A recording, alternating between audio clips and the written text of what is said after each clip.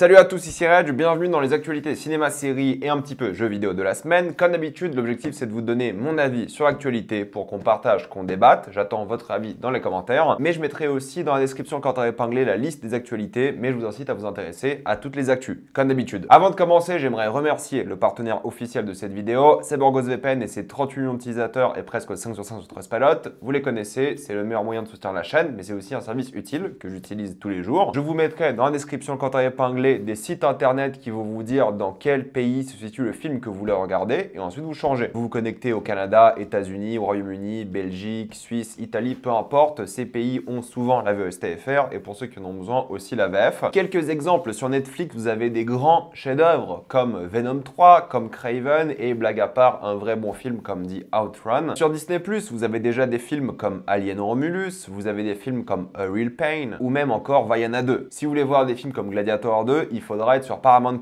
Et il faut vous connecter sur Paramount+, avec votre compte Canal si vous avez l'abonnement Paramount via Canal. Soyez directement sur l'application dédiée. Et il y aura plein de films aussi que vous allez aimer comme Better Man ou même Sonic 3. De la même manière, connectez-vous sur l'application dédiée Max avec votre compte Canal si vous avez l'abonnement via Canal. Et vous avez Flow, vous avez La Guerre des héros et rimes, vous avez Hérétique, vous avez L'amour au présent ou même Sing Sing. Et pour ceux qui veulent avoir YouTube Premium pour moins cher, oui, c'est encore possible. Il y a même des tutos qui peuvent vous aider. Mais pour moi, je vous conseille de prendre un pays de l'Union européenne parce que c'est encore plus simple, comme la Roumanie ou la Bulgarie où c'est moins cher. Et vous avez toutes les incroyables fonctionnalités de YouTube Premium pour beaucoup moins cher, de même pour d'autres services d'abonnement comme Letterboxd par exemple, où le patron sera moins cher. Et vous serez en bien plus grande sécurité avec un VPN que ce soit sur la Wi-Fi de l'université, de l'hôtel, de l'aéroport ou même de chez vous. C'est disponible sur tous vos appareils préférés. Vous pouvez partager un compte avec 7 personnes au total et c'est super simple d'utilisation. Vraiment, tout le monde peut le faire en quelques clics sans problème. Vous pouvez essayer par vous-même quand vous êtes satisfait ou remboursé sous 45 jours et vous avez une assistance technique en français 24h7. Utilisez le lien dans la description quand à épingler afin de vous abonner à BorgosVPN et bénéficier de 83% de réduction plus 4 mois gratuits. Foncez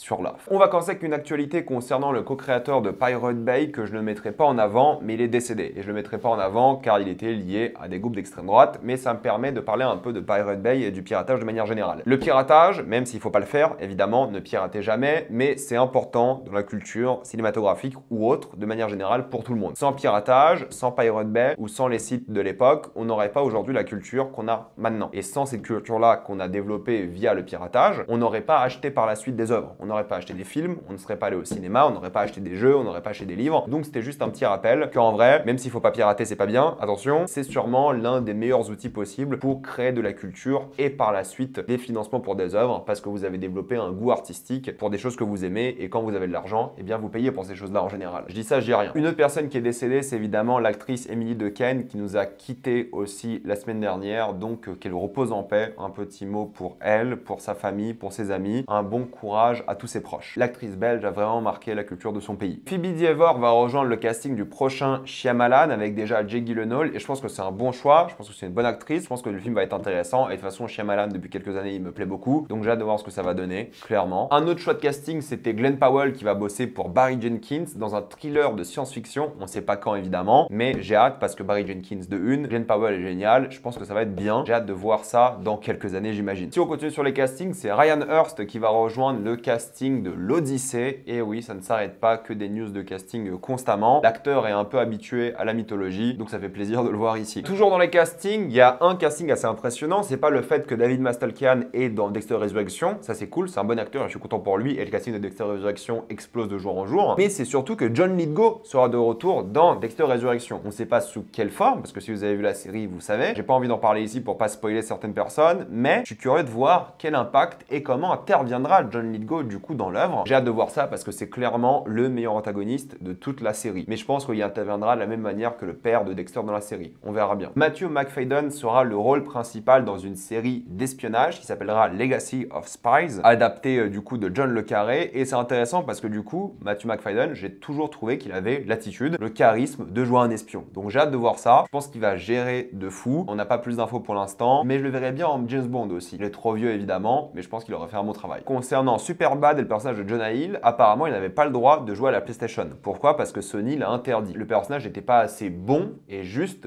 pour le permettre de jouer à une PlayStation. Pourquoi je vous parle de cette actualité un peu bête? C'est que ça arrive souvent. Vous vous rappelez, il y avait l'histoire avec Knives Out à l'époque et l'iPhone. Les méchants n'ont pas le droit d'avoir des iPhones. Les marques ne veulent pas associer certains personnages à leurs produits. Et c'était le cas dans Superbad, ce que je trouve assez rigolo. Parce qu'en vrai, bon, c'est un personnage de merde, mais c'est Superbad, ça reste une comédie légère, quoi. Il y a eu la bande-annonce de Life of Chuck, le prochain film de Mike Flanagan. C'est un petit teaser d'1 minute qui a l'air très existentiel, très mélancolique, qui a l'air pas mal. Il n'y a pas grand-chose à se mettre sous la dent. J'espère que le film sortira en salle chez nous aussi en France, mais ça donne quand même un petit peu envie. Il y a un beau casting, il y a l'air d'avoir de beaux visuels. J'ai hâte de voir ça. Un reboot de Starship Troopers aura lieu. Alors techniquement, est-ce que c'est un reboot ou pas? Je ne sais pas, mais c'est Neil Blomkamp qui va le réaliser. Et encore une fois, moi j'aime bien les films de Neil Blomkamp. Genre tous. Je les adore pas tous, mais je les aime bien tous. Et je pense vraiment qu'il peut gérer un Starship Troopers. Alors attention, c'est pas une suite, mais c'est un reboot dans le sens où ce sera une nouvelle adaptation du livre. Du coup, moi ça me dérange pas parce que le film de base était très différent du livre. Donc là, s'il faut une adaptation plus fidèle, why not? Ça peut clairement être intéressant. Une suite à Cloverfield est officiellement prévue. Et oui, le premier film, hein, je précise. On ne sait pas qui va la réaliser, comment ça va se faire, mais ça va se faire. Et je pense que c'est une bonne idée parce qu'ils se sont beaucoup éloignés du concept avec les nombreux films, même si d'après moi, 10 Cloverfield Lane reste le meilleur. Mais Cloverfield était sympa et une suite dans cet univers-là peut être cool parce qu'à chaque fois, ils sont allés autour, mais ils sont jamais revenus ici. Et voici une image de Peter Dinklage dans The Toxic Avenger qui a l'air pas mal du tout. C'est un reboot du coup de l'œuvre originale. Le film a de très bonnes critiques. Il a été tourné il y a déjà très longtemps, mais normalement, il devrait sortir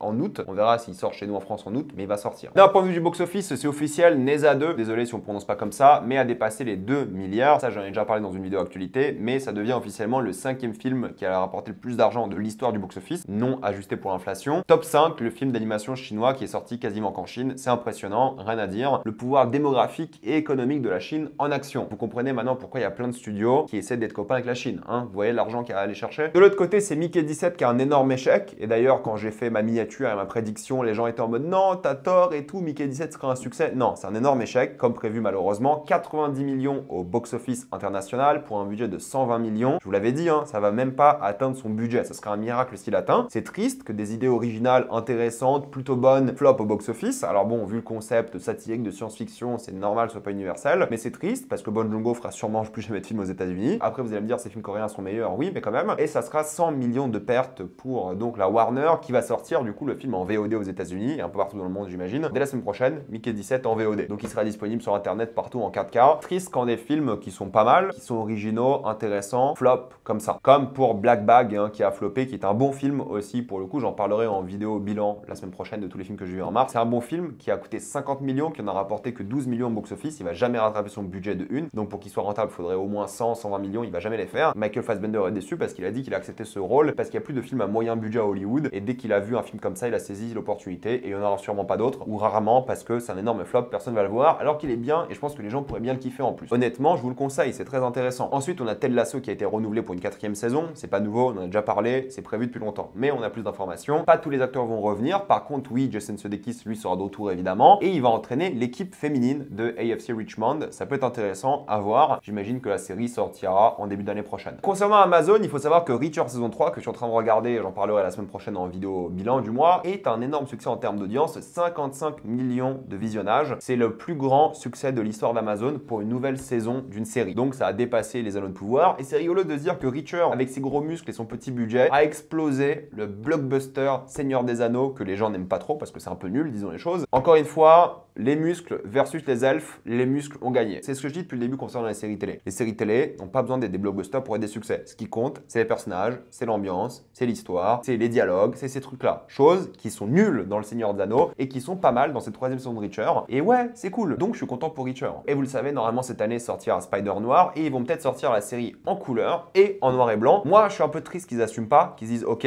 on sort la série en noir et blanc, ça pourrait être vraiment bien. Ils vont faire les deux probablement, ça peut être intéressant aussi. Je sais pas comment je la regarderai. The Electric State a utilisé de l'IA pour changer certaines voix, pour en créer certaines. C'est les réals qui l'ont dit et voilà, c'est la fin. Hein. C'est ce que j'avais dit dans ma vidéo cette semaine sur l'IA. C'est le début. Maintenant, on va plus avoir des doubleurs, on va plus avoir des voix normales, on va avoir des robots qui changent, qui modifient les voix comme ça. Et ils ont dit que c'était aussi simple qu'utiliser un filtre sur TikTok, donc c'est sûrement l'IA générative. Bref, c'est un peu nul, mais c'est que le début, j'en ai déjà parlé cette semaine. Et on a eu l'annonce de Black Mirror saison 7 qui sortira du coup le 10 avril avec la bande-annonce. Et je vais être honnête avec vous, c'est la première fois que je vois une bande-annonce de Black Mirror où je me dis ok, j'ai l'impression que j'ai déjà vu ça, il n'y a rien de nouveau, rien d'intéressant, peut-être il y aura, hein, j'en sais rien, mais la bande-annonce m'a pas donné spécialement envie. Elle est pas très jolie en termes esthétiques. Je me demande si c'est pas le moment de ramener Black Mirror au britannique. Alors c'est toujours Charlie Brooker, le showrunner, qui s'en occupe, mais je pense que pour la première fois que je vois une bande-annonce de Black Mirror, surtout qu'il y a 2 suites à des épisodes qui ont déjà existé, on sait pas il y a combien d'épisodes au total pour l'instant, mais je me dis, ils ont plus d'idées. Et quand il y a plus d'idées, je comprends, hein, le chèque, l'argent, aucun problème. Fais-toi kiffer Charlie Brooker. Mais là, je vois la série, je me dis, ok, peut-être on a perdu de l'énergie. J'en parlerai, j'en ferai une critique évidemment comme d'habitude, mais j'ai l'impression que pour la première fois, ça me donne pas envie. Alors que j'ai défendu toutes les saisons. Elles sont inégales évidemment. L'époque britannique était meilleure, mais quand même, c'était bien. Et là, pour la première fois, je me dis, ça sera peut-être pas ouf. Il y a eu la bande-annonce de Freakier Friday, vous savez, la suite au film de l'époque, que moi j'ai jamais vraiment apprécié. Ceux qui aiment bien ce genre de truc, la bande-annonce est sortie. Elle est encore une fois hideuse, typique Hollywood en ce moment, des films moches, des téléfilms probablement, même si celui-ci sort au cinéma. Ça donne pas spécialement envie, mais pour les fans de Freaky Friday, j'imagine que vous avez kiffé la bande-annonce, j'en sais rien, moi ça m'a pas intéressé et je le regarderai sûrement pas. Par contre, bande-annonce qui m'a intéressé, c'est F1. F1, moi je regarde pas du tout la Formule 1 et j'avais adoré la première bande-annonce qui était vraiment axée sur l'ambiance, le son, les moteurs, les courses. Cette bande-annonce est plus axée sur les personnages, leur développement, l'histoire qui va aller avec et ça a l'air vachement bien. Pour le coup, je pense que ça sera une claque en salle. Énorme budget, hein, 300 millions, vous le savez, énorme film, mais j'y crois à fond. Je pense que ça va être un gros film, excellent film. Je pense qu'on va prendre une claque. J'ai hâte d'être en juin pour le voir. Ça va être incroyable. Il m'a grave donné envie, on va se taper un banger, c'est sûr. Et on a aussi l'annonce que Industry va commencer son tournage ce mois-ci au Royaume-Uni, la 4e saison. Excellente série, franchement, je vous la conseille. Et Harry Lottie va quitter la série malheureusement, il ne sera pas présent, ce qui est un peu dommage, mais en même temps, vu son arc narratif, je comprends, mais c'est toujours un peu triste. Quelques news jeux vidéo avec le jeu Invincible AAA qui est toujours prévu. Il devrait sortir dans quelques années, mais un jeu Invincible sortira, j'imagine, pendant encore les diffusions de la série. La série a encore 4-5 années de diffusion au moins. Donc c'est cool, j'ai hâte de voir ce que ça va donner et à quoi ça va ressembler.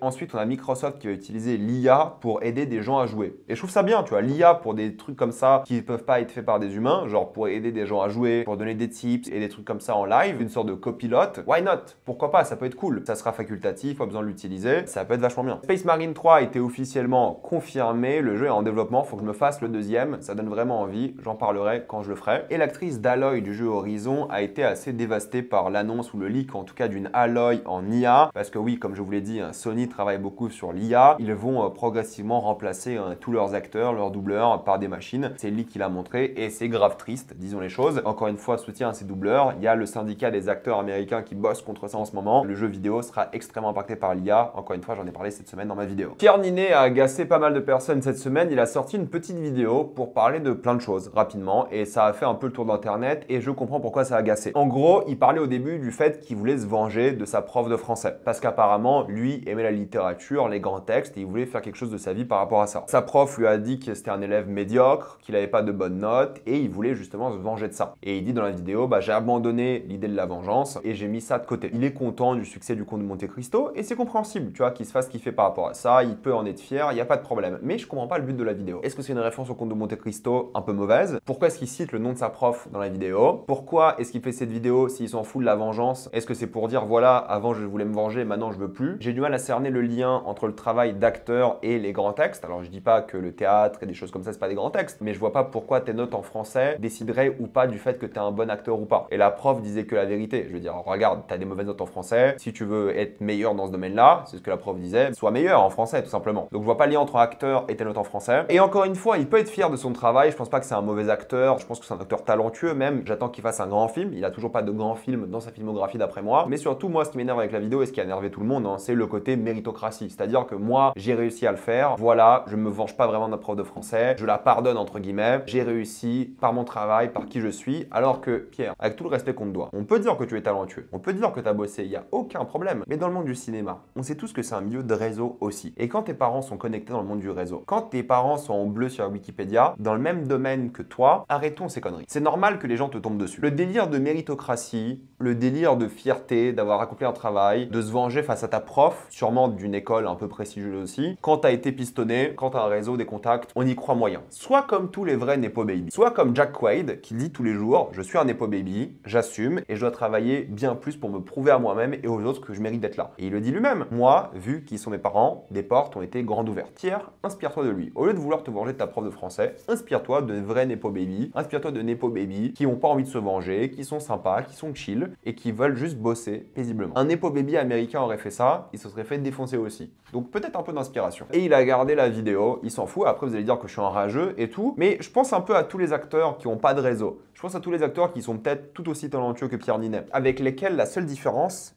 et les contacts. C'est normal d'avoir un peu la rage, honnêtement, surtout quand il sort des genres de vidéos comme ça. Heureusement qu'il n'a pas fait une vidéo, je me suis fait tout seul et tout, mais c'est un peu la vibe de la vidéo. Bref, peut-être j'exagère un petit peu, mais je comprends le shitstorm et je pense qu'il est quand même un petit peu mérité. Pour les sorties de la semaine, vous avez évidemment l'épisode final de Sévrance qui va sortir, j'en parlerai évidemment. L'épisode final va durer 1h16 pour ceux que ça intéresse et ma critique sortira le même jour. On a le film Disney+ Odessa, comédie musicale avec Sadie Sink qui peut être intéressant, pourquoi pas. On a Blanche-Neige évidemment qui sort demain, j'en ferai une critique, et aussi Alto Nights que je ferai en critique la semaine prochaine en vidéo bilan. Voilà, dites-moi dans les commentaires ce que vous pensez de toutes ces actualités. Êtes-vous d'accord, pas d'accord? J'ai envie d'avoir votre avis. Avant de quitter cette vidéo, pensez à utiliser le lien dans la description, le commentaire épinglé, afin de vous abonner à toutes les plateformes de streaming en toute accessibilité, sécurité et avec beaucoup plus d'œuvres. Tout ça pour 2,03€ par mois plus 4 mois gratuits. Foncez sur l'offre. Pensez à vous abonner pour voir les prochaines vidéos. Mettez un j'aime, ça aide beaucoup la chaîne. Suivez-moi sur tous mes réseaux pour plus de contenu court ou des lives. Et moi, je vous dis à la prochaine fois. Salut à tous.